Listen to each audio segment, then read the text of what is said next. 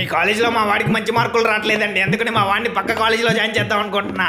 ఎందుకంటే పక్క కాలేజీలోకి అసలు ఈ కాలేజీలో ఎంతమంది గొప్ప వాళ్ళు చదువుకున్నారో తెలుసా మీకు? ఏది ఇద్దరు పేర్లు చెప్పండి. మా కాలేజ్ వాచ్మెన్, నా కార్ డ్రైవర్. ఎవరు టాయిలెట్ గోడల మీద ప్రిన్సిపల్ సార్ కి ఇంగ్లీష్ మేడంకి ఎఫ్ఐఆర్ ఉందని రాసింది. ఒకవేళ అది నిజమైతే ఎవరిది రెస్పాన్సిబిలిటీ? అరే హర్ష, అది నా పిల్లరా. అంటే మీరందరూ నా పిల్లలని చెప్తున్నాను మేడం.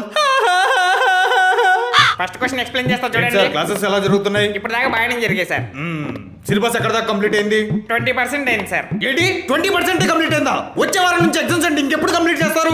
కంప్లీట్ చేసేది ప్రతిరోజు వచ్చి క్లాసెస్ ఎలా జరుగుతున్నాయి, సిలబస్ కంప్లీట్ అయిందా, పిల్లలు ఎలా చదువుతున్నారు, మన కాలేజ్ ఇది, నేను అది అని ఓ గొప్ప చెప్పుకుంటా ఉంటారు. గంట క్లాసులు అరగంట మీరే మింగేస్తున్నారు తెలుసా మీకు? ఇంకెప్పుడండి పిల్లలకి పాఠాలు చెప్పేది? సారీ సార్, రేపటి నుంచి ఇంకా మిమ్మల్ని డిస్టర్బ్ చేయను. Carry on. ఏంటి సార్ క్లాసెస్ ఎలా జరుగుతున్నాయి?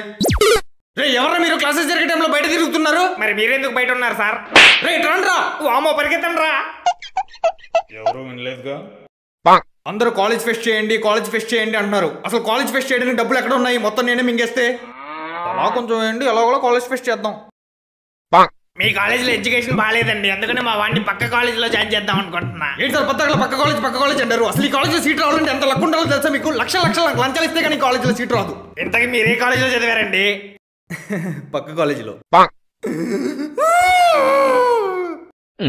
ఏంటి వైస్ ప్రిన్సిపల్ గారు వీళ్ళందరినీ బయట నుంచో పెట్టారు? వీళ్ళందరూ కాలేజ్కి లేట్కి వచ్చారు సార్.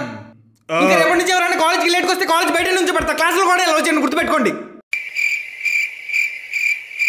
కాలేజ్ లేట్కైతే 8:45 కల్లా మీరు క్లాసెస్ లో ఉండాలి. 1 minute లేట్ అయినా సరే 1000 రూపాయలు ఫైన్ అని మీ పేరెంట్స్ కూడా కాలేజ్కి తీసుకురావాల్సి వచ్చింది. జాగ్రత్త. మీ అందరికి ఇదే లాస్ట్ వార్నింగ్.